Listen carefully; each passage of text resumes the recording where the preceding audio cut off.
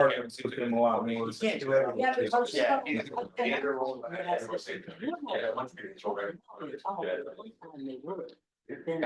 Just in case it wasn't fighting. No, right. Yeah.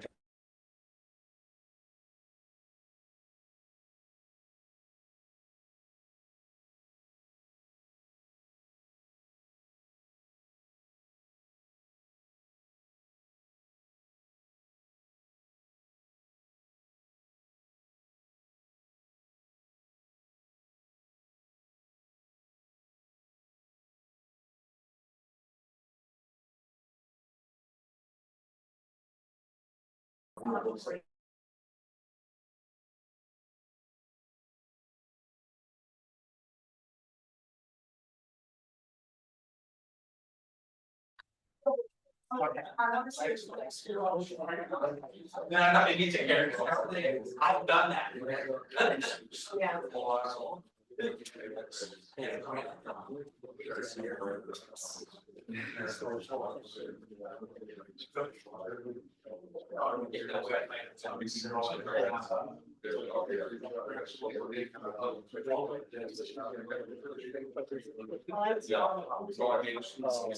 I know, I did. And I had to be that rebuild almost.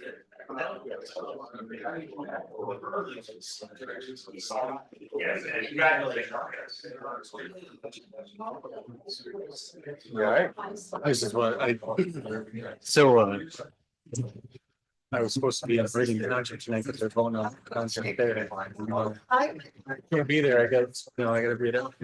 So I was watching my vote on that one. Mhm. Hingham County. Which microphone do you want? You want to be chair now? You got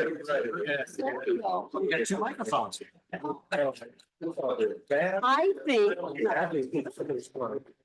Bath is north of Meridian and East Lansing. So,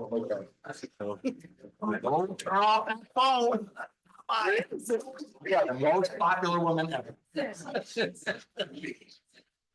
My God. Spam. Hang up on them because they're gonna try to sign an insurance.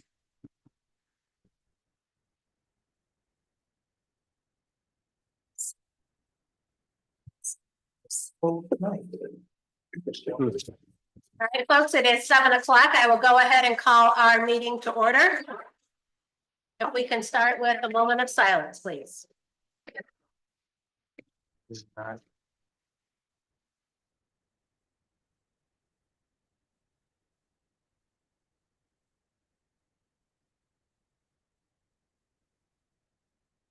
can stand for the pledge of allegiance.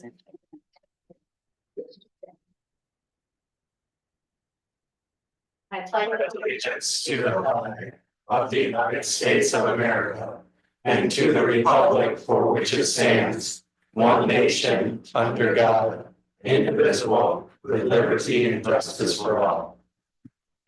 Just as a reminder, if you happen to have a cell phone with you, please make sure that it's turned off on silent.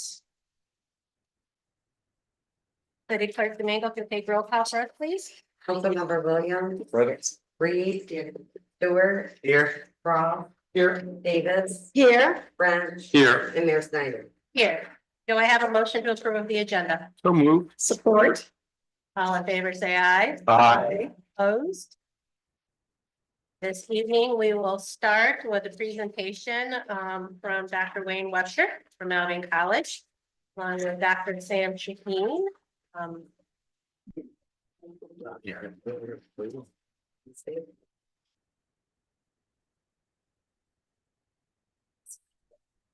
Hasn't popped on yet. We will I can wing it. click them over if it shows up. Okay, great. Well, Wayne Webster, president of Albion College, been here for 20 months now, and one of the things I walked into was the Build Albion plan, which I think is now maybe in its 9th or 10th year. And the college has had plans and continues to be plans to be probably the primary investor in phase 1, which is the block of Superior Street from the Bowman Theater north to Cass on the I guess be the east side of that block. Certainly over the last 18 months since I've been here, so there's been continuing conversations with MEDC. The MEDC continues to be engaged, continues to plan to fund portions of the plan. There's been some changes in terms of historical tax credits, which has kind of had some complications in terms of timing. We've had some ability to raise additional funds in addition to the college's investment to round out the investment. So right now, we're at a point where we continue to work through with MEDC what it means to replace historical tax credits with some grants and some other private funding. College stands ready to make the major investment in the project. We probably will have to raise some additional funds once we know what that gap is, and we're still determining that based on what construction costs will be. Also, since the plan was the first created, rental prices have changed in the city for the better, so some of the return on investment is certainly better than what the pro forma suggested. I think as a reminder, the first phase includes 21 or 22 rental units on the top floor and then 6 possible retail spaces on the ground floor, which would obviously be a significant development to that block. And so Sam would know more about where he's at with the MEDC, so I do hope he signs on. But the conversations are active. The MEDC remains committed to the project. I know it's a very important project for the city, very important project for this part of Calhoun County. And obviously Sam's relationship with the MEDC with some of his other projects, Saginaw and other areas, has been a benefit to the keeping them engaged and keep them committed. So that's where I think we're at. Certainly able to round that out with other questions that might come up. Certainly if Sam does sign on, then hopefully he'll be able to fill in some gaps.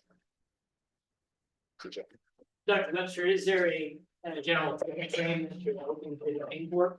I hope in the next 6 months we have to go and that construction begins. I think it's something that will depend on how we find that gap between the tax credits to a grant and what that gap looks like, and the MEDC is working through that with us. And so hopefully he needs a different link. He just texted me, sorry. Did we get him a phone link?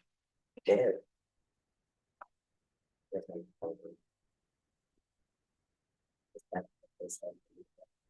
Sorry to be using my phone, but That's okay. is there a number I can text him? Or can I put him on my speakerphone? Do you have any concerns with that? No. Yeah.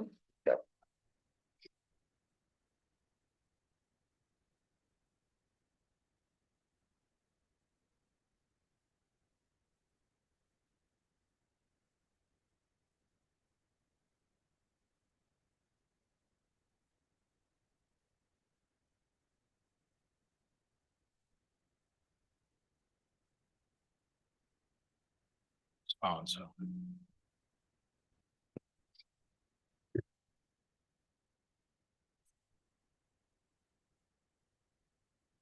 Better. Hoping the next 6 months we'll have some final say for the MEDC in terms of those steps. There he is. Oh, Total one. There we go. Sam, can you hear me? Yeah, hi, Wayne. I have that speakerphone. Okay, great. The question, Sam, I just got, I gave a little bit of overview where we're at, the gap, and where we're at with MEDC, with a relationship remaining active, and obviously thinking through what happens without the historical tax credits and how we're filling that gap. But the question I got is when we thought we might have some final say or next steps from in terms of actually moving forward. I said maybe hopefully in the next 6 months we might have some finality in terms of whether we can move forward or not. But do you have any more perspective on that?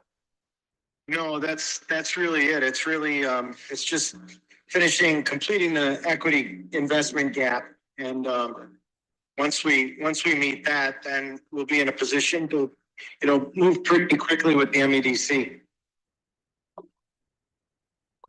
So does that mean we need to raise funds as opposed to? So Sam, the question was, is with a gap, do we need to raise funds? I said, probably once we figure out what final construction costs and what the gap is without historical tax credits and with there being perhaps a grant instead, there probably will be some gap that we will need to figure out the gap. We'll need to figure out how to raise those funds.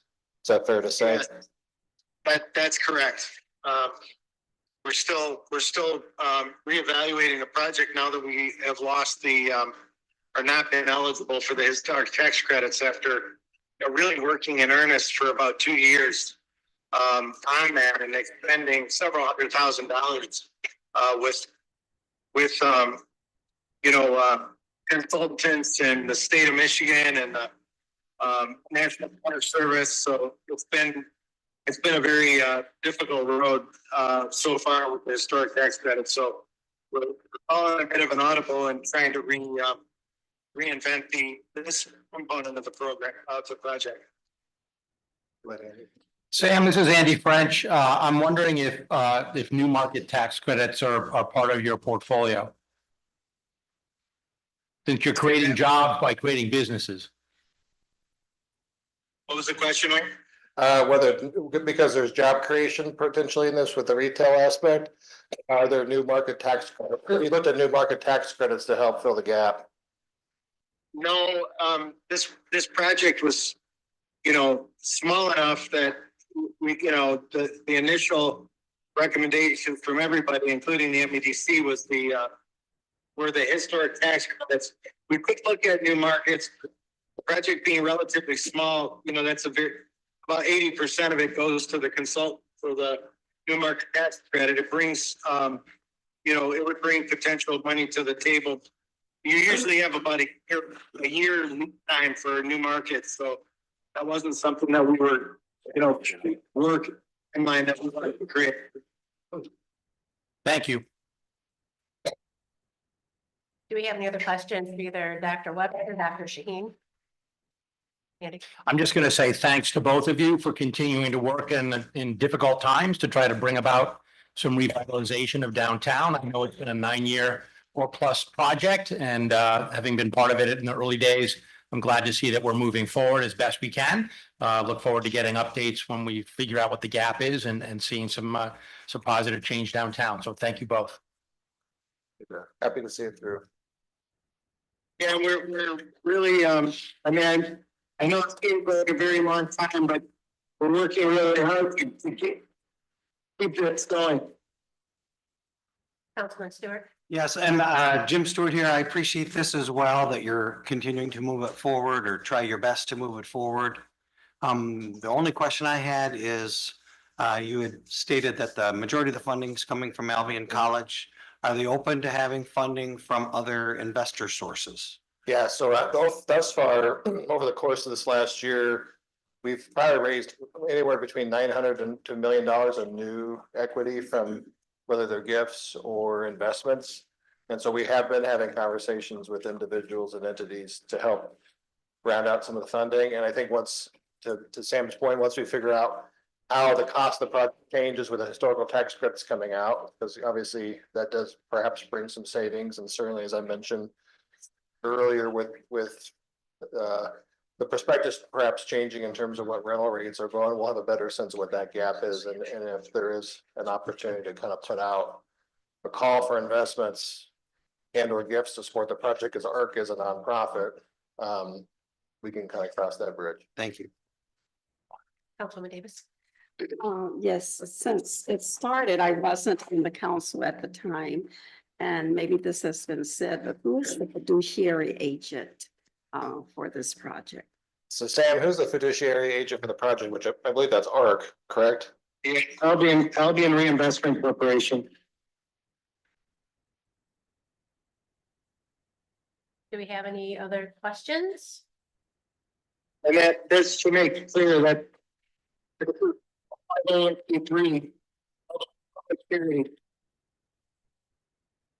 501c3. Yeah.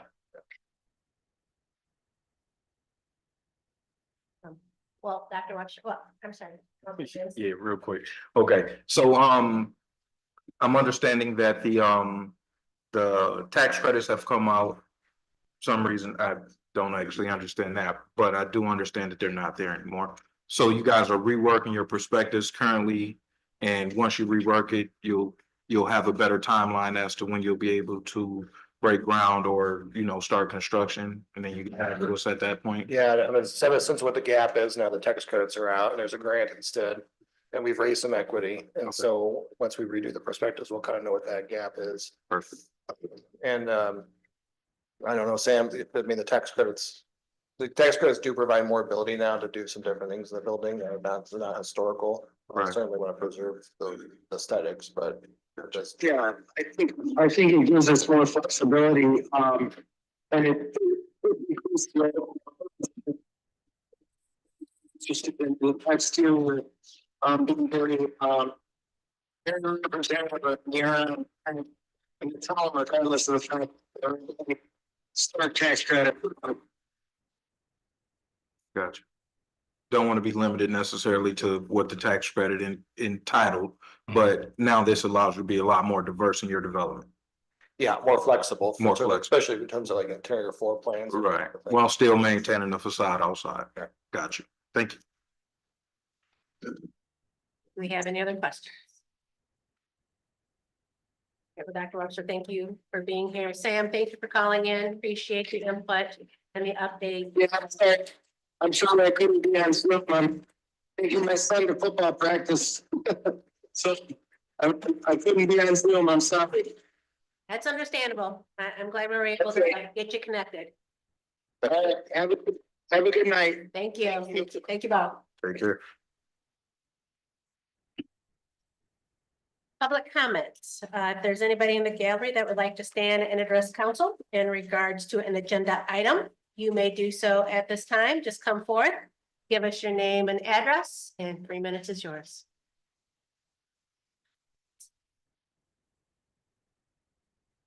I'm Rick Lang, 810 Haven Road. During the campaign a year ago, there was some discussion about how a lot of parties in Albion need to pull in the same direction to help Albion get ready as a community for what everybody believes will be a boom with the opening of the Blue Oval plant. And I think this is a great example of folks in the community, the greater community, doing just exactly that. So even though it looks like we have an extra year, given the recent announcement that Ford got an extension of 1 year on the startup for Blue Oval, we can probably use that time. So good job. Well, full steam ahead. Anybody else like to stand and address council in regards to an agenda item? All right, seeing no movement, we'll proceed. Do I have a motion to approve of the consent calendar items? So moved. Support. In your packets, we have the minutes of our February 3rd study session and regular session. Any changes, edits? All right, all in favor, say aye. Aye. Opposed? Do I have a motion to approve ordinance 2025-02? So moved. Support. City Manager Terry.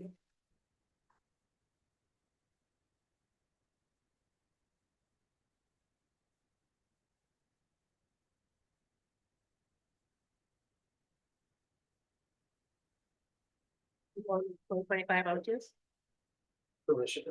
Yep.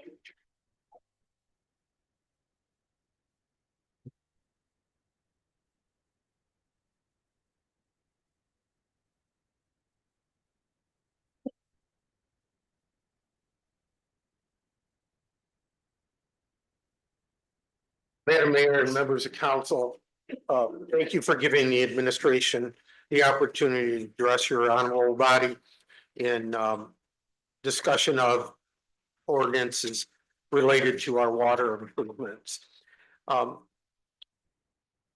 Borrowing for municipal projects is a very complicated process, which requires a lot of work on the part of our attorneys, financial advisors, and of course, staff.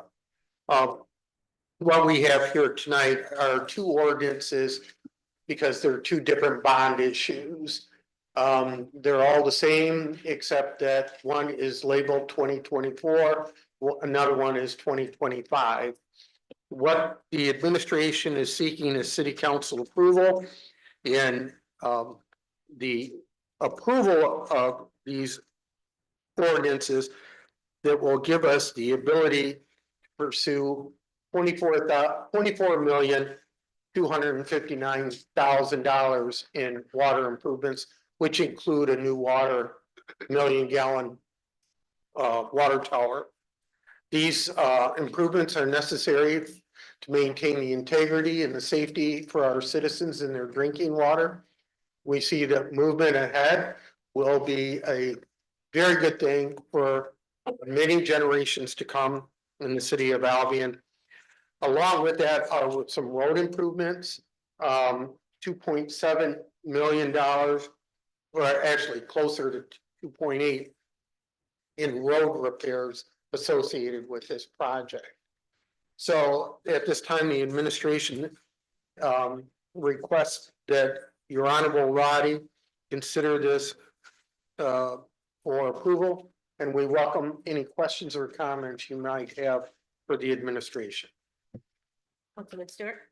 Would you mind reiterating, what are the main things that will be accomplished with this bond? You just said them, but I missed the first one. I was taking notes. We are going to build a new water tower, 1 million gallons. Along with that, we're making substantial improvements to the water distribution system throughout the entire community. There's several, the engineers have identified several sections of water main that, because of age and condition, they need to be so it's just not one area of the city. It is spread out over geographically the entire city. And did you say load improvements or road improvements? Road improvements. And is there anything in here, Arden? Is there anything in here related to the water processing, the water purification treatment?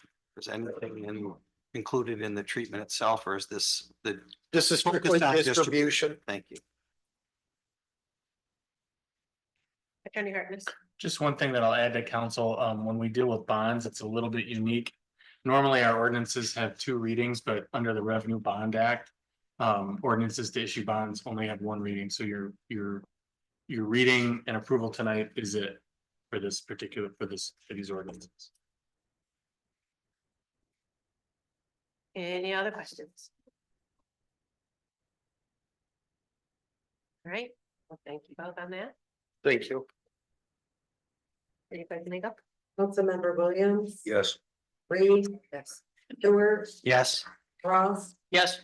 Davis. Yes. French. Yes. And Mayor Snyder. Yes.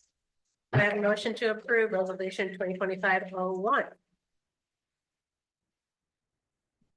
Yes, so moved. Support. City Manager? Yes. Again, Mayor, related to the bond issues, our financial advisors and our bond counsel have determined that related to the city's financial capabilities of guarantees of paying back these bonds, we issue a revenue bond. Those revenue bonds are based upon revenues coming in from usage charge. They are determined by rates, and as you know, because we for so many years have not invested, we out of about 12 surrounding communities are the lowest in utility cost as far as ratepayers having to pay. In this particular case, because of the issuance, the revenue requirements to pay back these bonds, it will be necessary for the city administration to recommend that council adopt a rate increase to help cover 110% of this bond issuance. This is usually a standard requirement. And again, later on, a discussion will come up as the measurement of that water usage in water metering. But for right now, to stay on task, we're seeking council's approval of increasing the rates to cover the costs and the requirements of this revenue issuance. So that's all I have. I welcome any other questions or comments you might have. Any questions for city manager? Councilman Stewart? Sorry. This is, to be honest, this is really for the prior thing, but I wanted to understand the rate increase related to the prior item.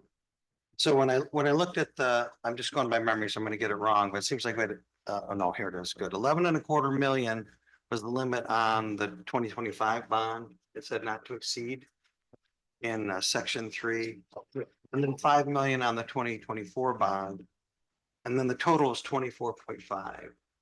And what's the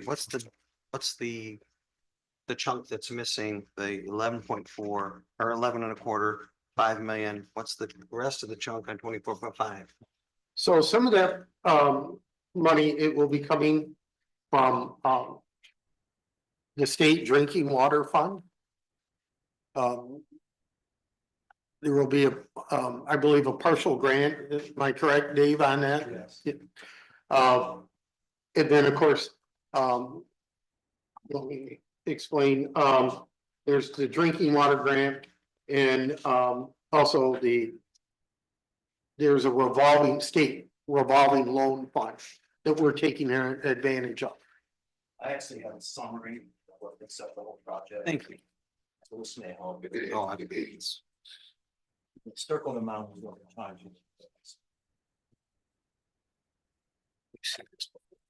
Yeah. Add a bit more to it. That makes sense.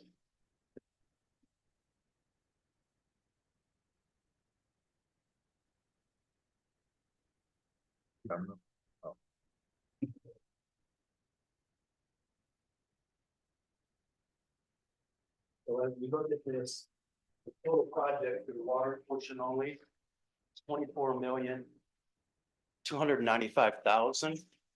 That's shown there on top highlighted. And the 14,087,779. All this has been completed. And the breakdown of the 14,000 is down on the right, bottom right corner. It consists of bonds, grants, and loan forgiveness. And the circled amount that I have here, that's what we're trying to replace. Because the USDA backed out of that. And they wanted us to go try to get financing somewhere else. And I think we discussed this in our meeting. Yes. So this just kind of summarizes it. Thank you. Yeah, this is very helpful. And then as well, the updated resolutions on your desktop with the corrections.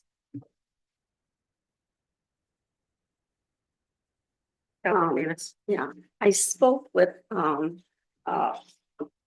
interim city manager Terry regarding getting the word out to the community and town hall meetings or whatever.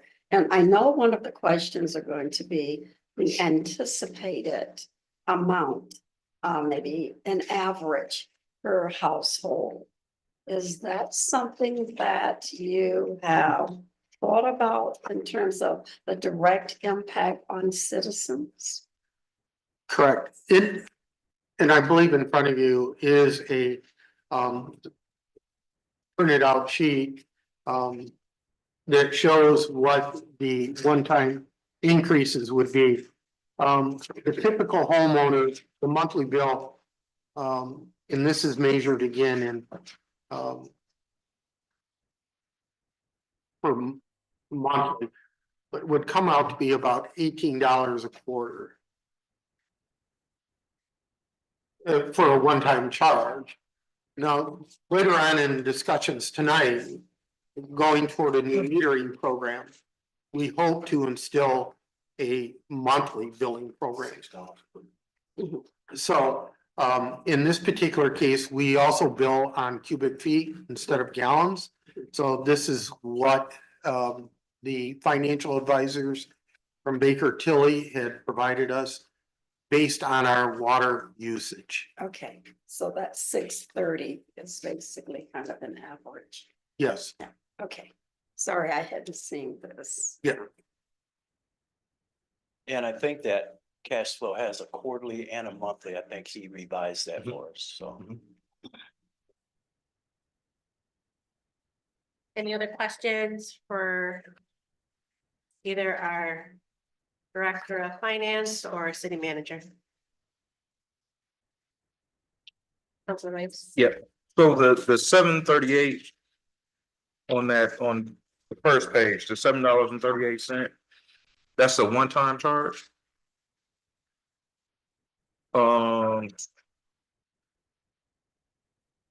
that is a demand charge and that will be increased right now on a quarterly basis. When you say one time, that should be a one-time quarterly charge, but going forward, it will be. Okay, so that'll be the new fixed charge. Okay. Gotcha. Any other questions? City Clerk Domingo? Councilmember Reed, Yes. Stewart. Yes. Ross, Yes. Davis, Yes, French, Yes. Williams, Yes. and Mayor Snyder. Yes. Do I have a motion to approve resolution 2025-02 for the 25 budget amendment? So moved. support. City Manager Terry? Get organized to a mayor.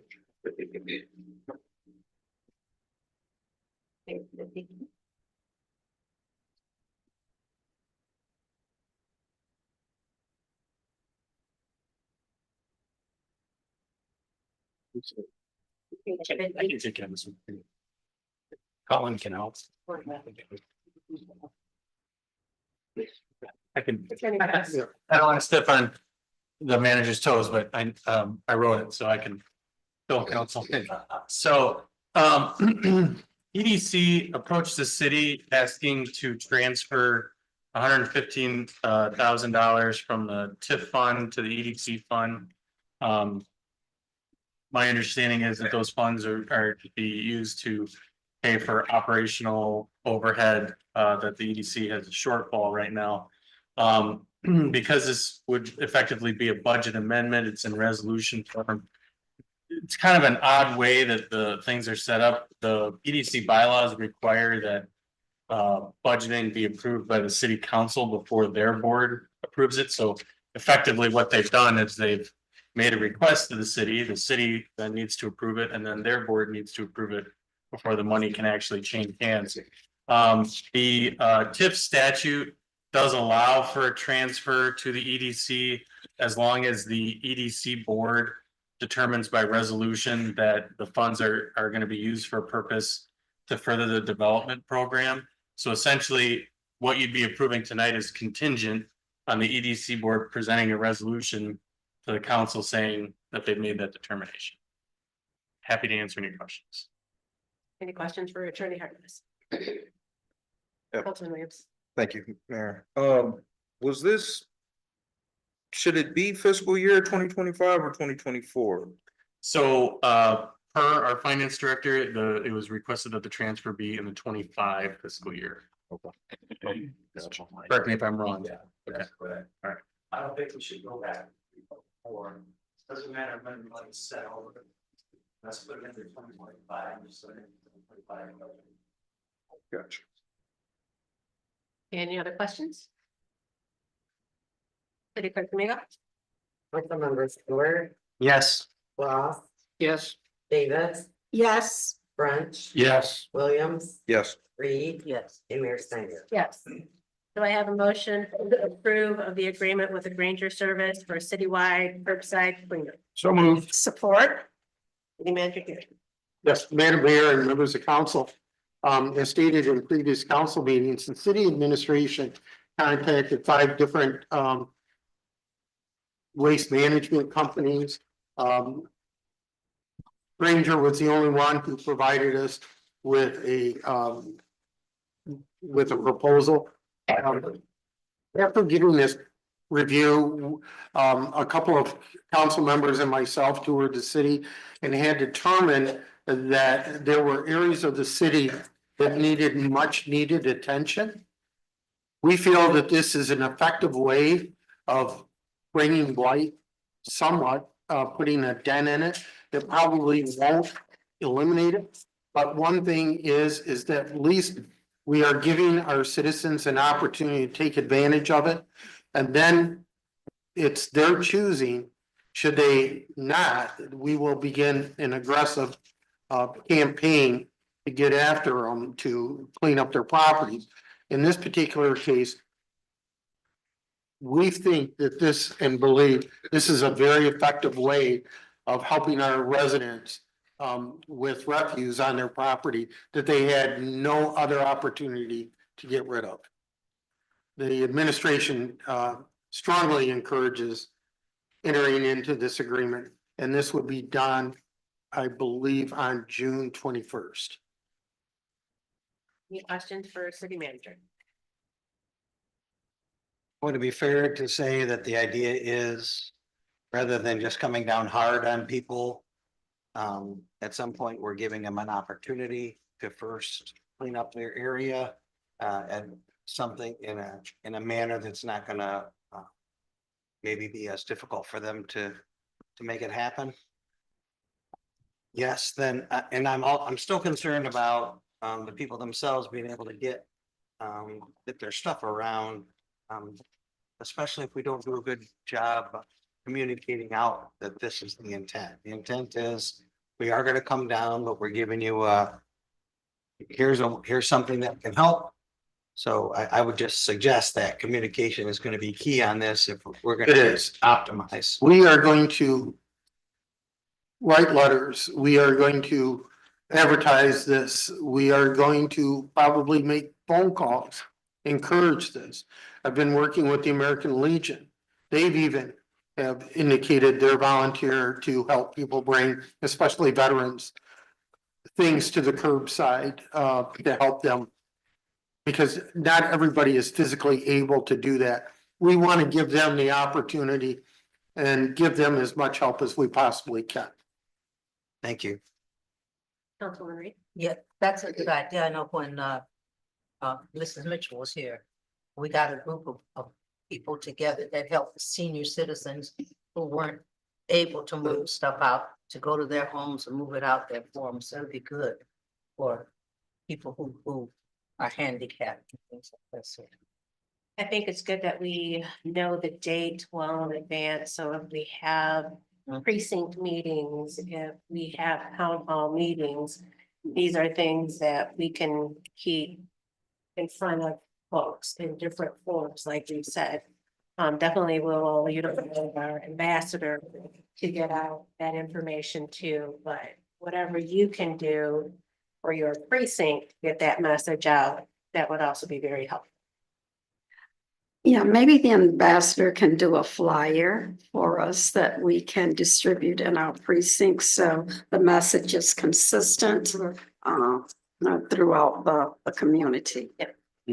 I think also if we utilize, yes, the water bills, and putting an insert inside of there as well to notify people of the date, everybody checks their water bill. But something that accompanies it to let people know, just multiple ways that we have to communicate out information. And I think if we're able to organize a volunteer type of service, whether it's with the college, whether it's with Citizens by Albion, whether it's American Legion, to pull up that resource all together so that that's information that can also be sent out. Sure. Yeah. And just for clarity for the people in the gallery and listening, if I'm reading this right, our mechanism, the way we're gonna do this is on June 20th. Did I get the date right? 21st. 21st, on June 21st. The trucks will be going and collecting things that are at the curbside. So it would be our job collectively as a city to help people get things to the curbside just in time so that on the 21st they could get picked up. Is that right? That's correct. Thank you. Just did that, you guys was concerned about, the college commencement. Does that alleviate that? Oh, yes. concern? Commencement's in May. Okay, perfect. We also, I think we need to have a very concise type of list of what they will take and what they won't take. It's in here. Yep, it's in there. 56. Yeah. Any other questions or comments? City Clerk Domingo? Councilmember Frost, Yes. Davis, Yes. French. Yes. Williams. Yes. Reed, yes. Stewart, Yes. and Mayor Snyder. Yes. Do I have a motion to approve changing our July 21st date to July 28th? So moved. Support. So in discussion with Mayor Pro Tem French, we both realized that we are going to be out of town on the 21st. So we would like to ask that it be moved to the 20th. Fortunately for us, July has that extra Monday. So we can still fit in our 2 meetings and not miss anything. Questions or comments? Does that fall in line with our guidelines for changing the dates? Legally? It does. Perfect. I have no issue. All right, City Clerk Domingo?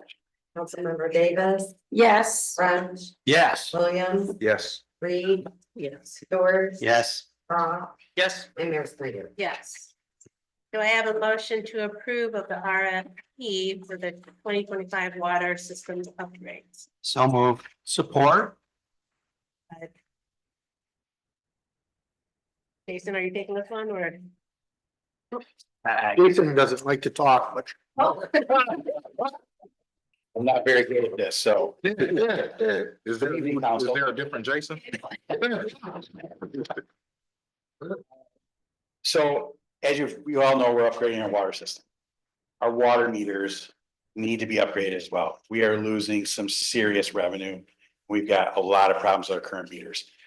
I'll just kind of go through real quick what some of the main issues we're having with our current water meters. So we moved from BSNA as our accounting system. We went from a server to a cloud base. Well, every time they do a read now, they read the entire city, they go to download it. It won't upload into the new system because our meter reading system is so old and so antiquated that the clerk has to copy and paste the entire database, put it into a notepad program, then upload it into BSNA. And before she can click submit, she has to rearrange all the houses the correct way. So our new software program will actually upload it for billing. That's just one part of it. The employees will go out and do numerous reads a month. So on the side of your house, you have like a little button, they call it, where they come up and they read real quick and it downloads into this machine. They have no idea if the reads are correct, if it's missing, or if it even read at all or anything. Until they actually come back to City Hall, put it in the docking station, it downloads. And then they find out, oh, you just missed 100 houses. Now you have to go back out and do go do the 100 again. The last 3 to 4 months, the average has been about 100 houses each month that keep missing. That we are paying our employees to go back and do all over again. Then on top of it, it's supposed to flag and tell you that it's not reading correctly, and it doesn't. Then we're finding that some water meters aren't working at all. They have no idea about it. We've lost 400 meters on the system since this time last year. That's 400 meters we are not collecting on. We also have people that have tampered with their water meters. Somebody might have stuck the water meter underneath the bathroom vanity and had the rest of the house for free. The only reason we found out is because they had a water break. So we went to go shut it off. We're like, hey, where's your meter at? It's underneath the bathroom sink. We have no way to detect if someone messes with their meter. Unless we just find it by accident.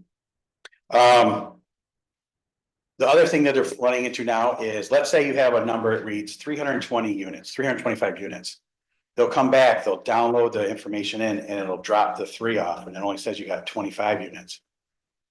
But then the next hand, you could have, the neighbor could get a bill for $1,900 because it read it incorrectly. So when the staff is putting these mailers out and sending you the bills, they have no clue that this one right here that they're sending out for $1,900 is incorrect. Till the citizen opens it up, has a heart attack, and is like, oh my gosh, I have a $1,900 water bill. The system, and so we've tried to upgrade it. We've tried to work with Aetna as the group or the manufacturer. It is so bad that it's like we're losing revenue constantly. So what's nice about this new water meter system, we've met with 3 manufacturers so far. The cities that have done the ones around us have gone with this one company. Literally, Alexis, who is the clerk for this, can be sitting at her computer and they come in directly to her computer. No more meter readers having to go out and do this stuff. She can also tell if someone has a water main break or a water break in their house, because it'll send an alert. Hey, this person, Miss Jones, has extremely high flow all of a sudden. We can then call the customer or call the citizen, say, hey, something's going on in your house. Do you have a toilet running? Is there a water break? What's going on? We can also shut it off remotely too. Instead of sending the guys out and shutting the valves off, and then we break the valves because they haven't been exercised like they're supposed to. And so the system will actually bring in more revenue to help pay for itself. It'll also take care of a lot of the errors we've been having.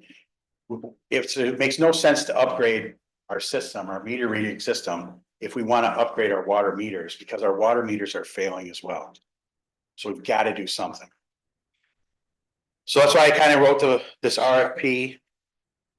It's more of a generalized RFP. I worked with Whiteman on this. And so right now we're looking between 1.1 to 1.7 million to upgrade the entire city in 4 to 6 months. And that's the vendor upgrading everything. We also are finding out that there are some places and some businesses and residences that don't have a meter because they've got one line coming in and they've got another, then that line splits off and goes to another part of the house or to another building. So they're getting this part for free, but the house is the only one getting billed.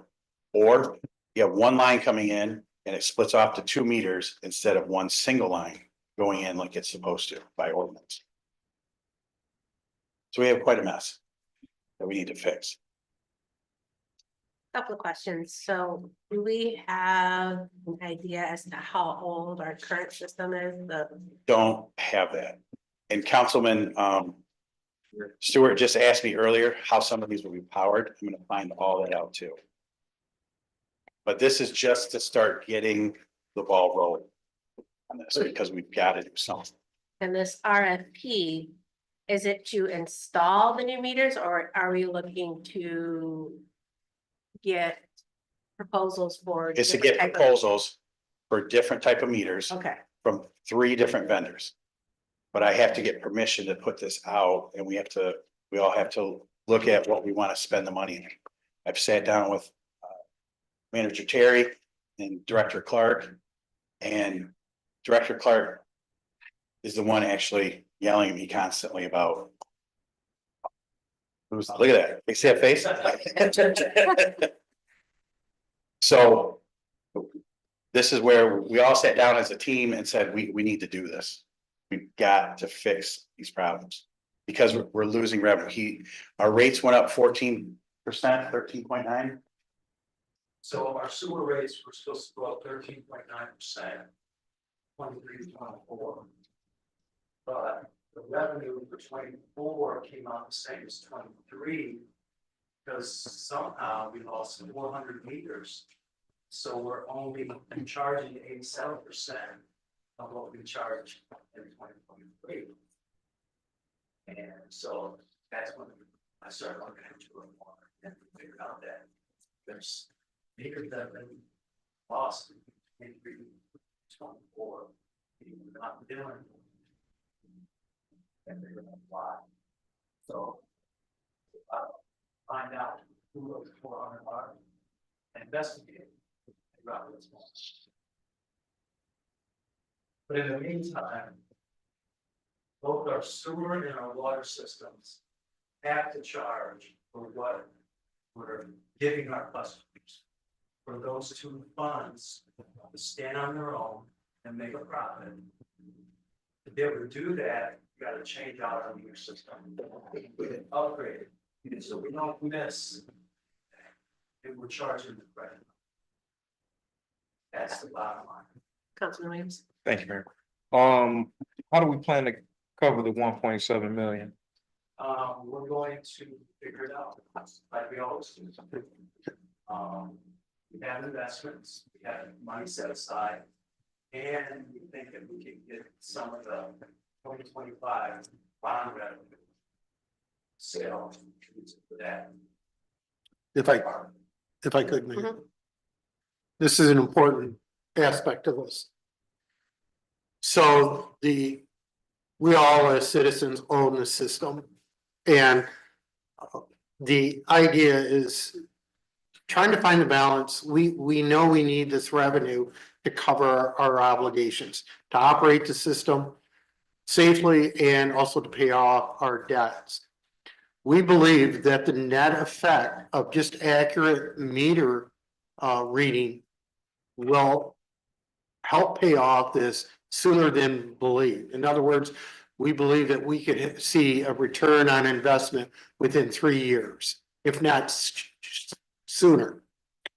So the idea is that also, not only do we want to be fair to the system we own, but we want to be fair to the citizens who use that water. We believe that we're going to continue making improvements to the system. We're going to see increasing rates to cover the revenue requirements with future bonds. To go from a quarterly billing to a monthly billing is much more effective, not only for the city because of cash flow, but also it makes it more affordable for a citizen to receive a monthly bill as opposed to a quarterly bill in accuracy of gallons instead of cubic feet. So we believe that the return on investment, the net timing of just having the accuracy is going to be a sooner payoff. So while it could be $1 million to make this investment, we think that we believe that it could be easily offset just by accuracy. So that's our motivation. It probably should have been addressed years ago. A lot of surrounding communities around us have already done this and have had it in effect for close to 20 years. We believe that it's time for Albion to catch up with that. So that's, we're going to try to take the strain off the city and try to take the strain off our customers. Sounds good. Councilman Davis. 400 is a sizable number. And I'm sure maybe some of the houses were burned or some are no longer there. But how are you going to assure this doesn't happen again? Well, with the new system, it'll tell us if anything goes wrong. So those meters report every 15 minutes. So all of a sudden, let's say a house burns down, that meter stops sending anything, period. Or somebody messes with the water meter, or they just move, we shut the water off. We'll instantly know, instead of us finding out this way of, hey, we're short on revenue. Why are we short 400 meters? So that's what's nice about it. Every 15 minutes, it checks in and gives an accurate reading. If there's no reading, then we can send a crew out to deal with it that way. So will someone be there to see the reading or? Yes, this goes right to Alexis, who's our Okay, clerk. okay. It's monitored. Huh? Not in-house. No, it's in our finance department. Okay. I think, yeah. Yes. So go ahead. Thank you. Thank you, Mayor.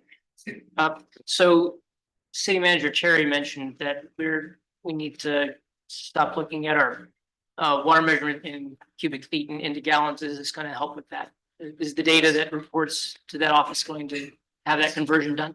Correct. Okay. Yes, sir. Right, so we get that. I also have a question I think that kind of dovetails into Councilman Davis's question about vacant properties.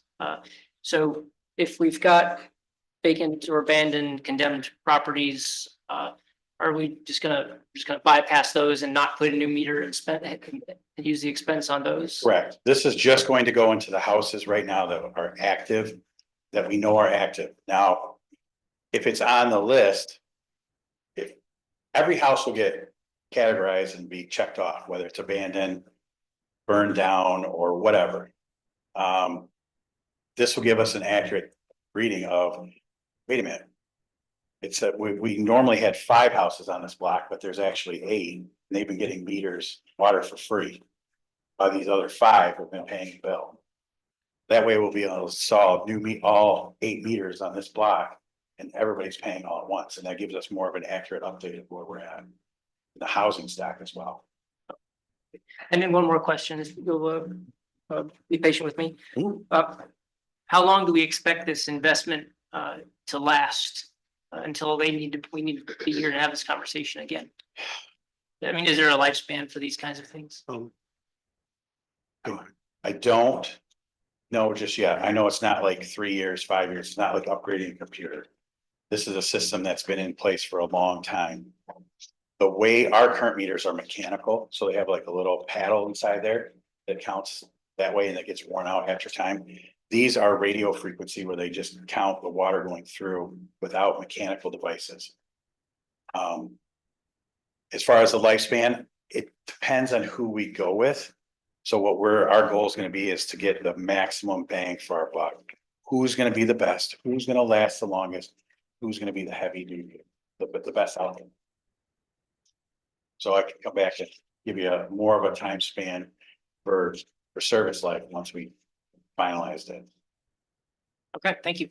City Manager, did you have additional comments? Once the RFP goes out, and we start receiving information. We will bring that and provide that to council and our citizens for their review.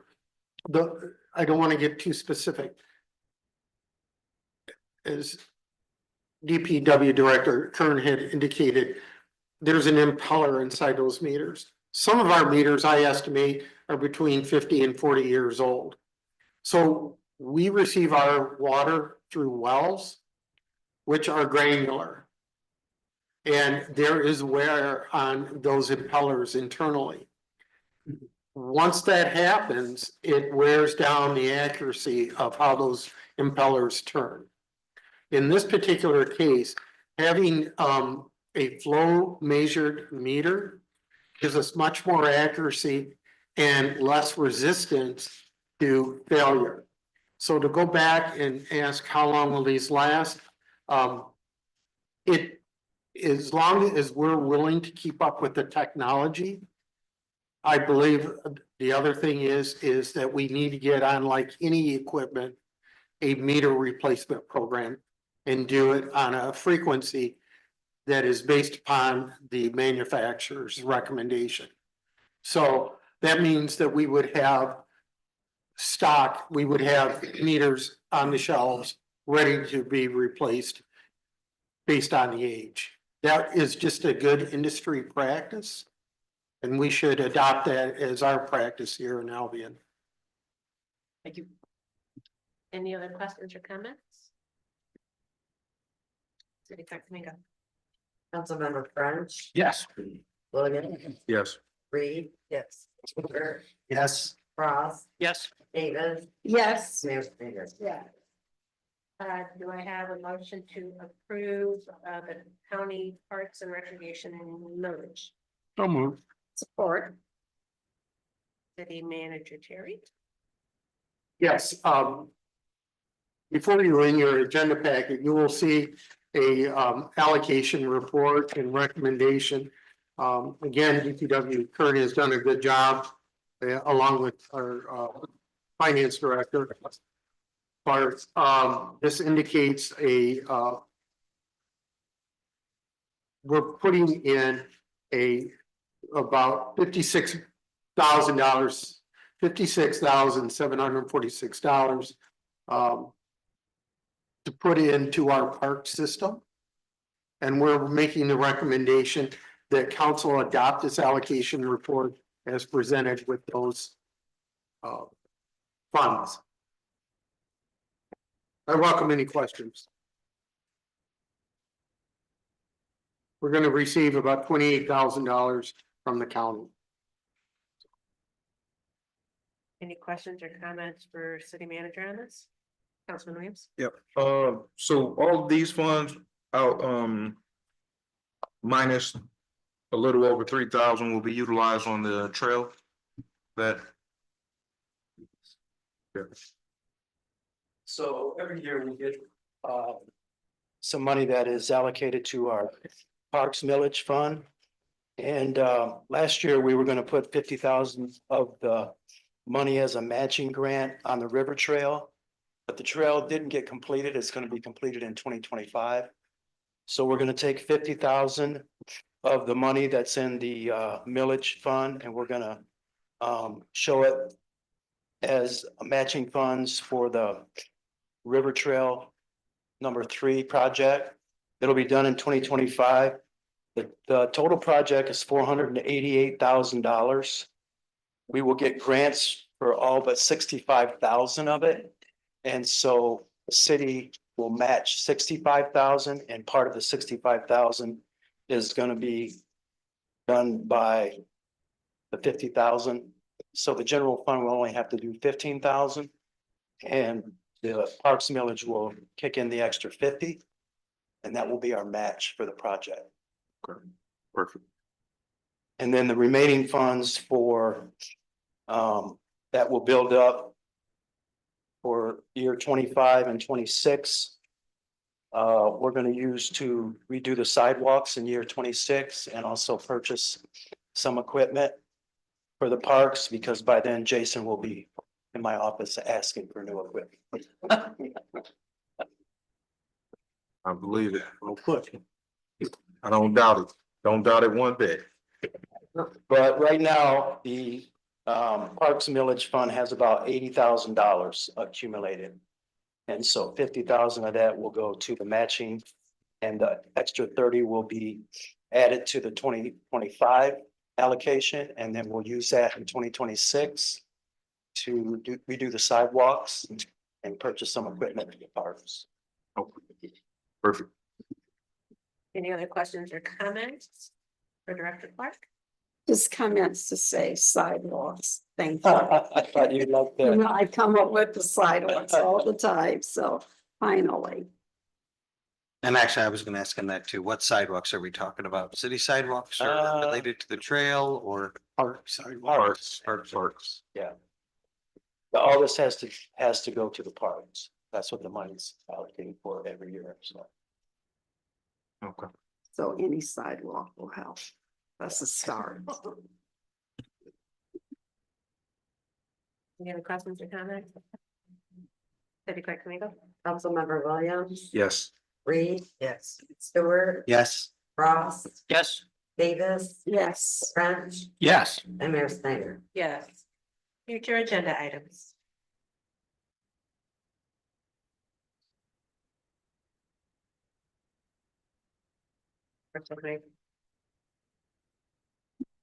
Nobody's. Public comments. If there's anybody in the gallery that would like to stand and address council, come forth, give us your name and address, and 3 minutes is yours. Hi, Evergreen Showers. I live at 905 Oak Street, but my house is 805 Valhalla Drive. My house on Valhalla Drive burnt down in January 24. So when they came out, they cut off the water, shut off the water. A couple months after that, water was shooting up out the ground. Then before they tore it down, my basement was flooded. So I'm like, if we don't have any control of the water coming in, and the city does, If my house was already be built and this water came back into my house, who would be charged for that repair? And I know the city don't never claim nothing, that they don't do nothing and won't repair nothing. And I think that's not fair to the people. I had a house on Oak Street and I came there one day and the basement was flooded, it was all the way up to the steps. You know, and I'm like, so we don't have no control of the water. The water comes in from what, the city? So then what do we supposed to do? The insurance company is not gonna keep paying these here repairs. So what the city gonna do about this water shooting in here, in the house? Now, my house is almost ready to be given back to me, my new house. I do not, they was out there and they had the trucks out there digging up and stuff, and I say, so what's the problem now? You're a contractor. No, my contractor didn't do anything. It's the city of Albion. The city of Albion is having a problem in shooting all this water into our basements. So I think somebody needs to check it out. Because see, if I get my house and then there's water coming in my house again in the new house, I'm taking somebody to court. Because this will not be fair. Not fair to me. I am not paying a $400,000 house for water to be flooded and my house to be destroyed again. Nope. Nope. So I think when y'all talking about all this water and double increase and stuff, I don't want to pay that. But this water coming in my house like this, it is not fair. It's some more people's houses got flooded in the basement because of the city water coming into our basement. So what you gonna do about that? I'm upset with the city of Albion. I am very upset. And I don't like the increases. We already had increases with water. What'd you do then? Did you say you was gonna build a water tower? Did you build a water tower? So this money coming in now, are you definitely gonna build a water tower? Are you definitely gonna do what you say you're gonna do? Not just saying it on paper and everybody agreeing to it. That's not fair to us. We don't have it, what, 7,000, 8,000 people in the city? Where you getting all this money from? Everybody don't have a job. Everybody, a lot of low-income people. How we gonna pay this bill back? All these millions of dollars. Don't you gotta pay $1 million a year or something like that? I don't know, but who gonna pay it? Right now, I got properties, and if the people, the residents don't pay the water bill, I got to pay the water bill. Who put that in there? Y'all need to revise that too. All these things, it's always on the homeowner. On the homeowner. I'm getting ready to sell all the houses. I don't even want to be in Albion. This is how y'all treat us. It's unfair. It's unfair. Y'all can sit there and say, yes, we're gonna pass this and pass that, but you're not thinking about us. You're not thinking about us, the homeowners and the residents who live in this city. It ain't that many people can pay all that money. I'm doing notice right now. So if my house come flooded, I'm coming back at you. Anybody else like to stand and address council? All right, seeing no movement. City managers report. Yes. Madam Mayor, what I have to report tonight is, the administration met with the land bank. Last week, we had a very productive meeting with them. We took inventory of properties, went over specific properties, especially those that are contaminated. Department head Kern and I met with their director and had a very productive meeting. We're going to start meeting with them again on I believe a monthly basis to go over the inventory of property. The other thing, couple other things I want to report is the recruiter called me last night. We have some very good candidates. I believe we have at least 5 candidates that are going to meet the criteria that council laid out. And so soon we will be giving you redacted, because of confidentiality, we'll be giving you redacted information about each of the candidates. And at that time, council will have to schedule a period for interviews. That will be coming up shortly. Last thing is that I've been working with our labor organizations. And once again, we will be, the administration will be discussing the union wages and along with the other wages paid to our city. And so that is under review right now. Why? Because recruiting and retaining employees is becoming a very difficult chore. And it is a trend that we have to keep up with. So that's all I have to report. Had a very good week, and again, I want to compliment the staff and thank them for all the cooperation and their professionalism displayed, not only to me, but to fellow employees. So it certainly is a pleasant joy working here. So thank you. That's all I have, Mayor. Council member comments. Mayor Pro Tem French. Thank you, Mayor. I want to say publicly thank you to the Albion High School Alumni Association, its president, Bruce Nelson, Elijah Armstrong, and Marquetta Frost, who organized the Valentine's Day dance at the Opportunity High School. My wife and I attended and had an absolutely wonderful time. So thanks to those who prepared the food, provided desserts, provided the instructions on land dancing. Thank you, Elijah. It was an absolutely marvelous evening. I look forward to participating again. I think the 50 or so folks that showed up really had a good time, and I hope, Bruce, that you'll take that to heart and have another one, randomly. I think it would be a great way to bring folks in the community together and have a good time. So thanks. Any other council member comments? All right, seeing none, do I have a motion to adjourn? So moved. Support. All in favor, say aye. Aye. Opposed? Meeting adjourned 8:08 PM.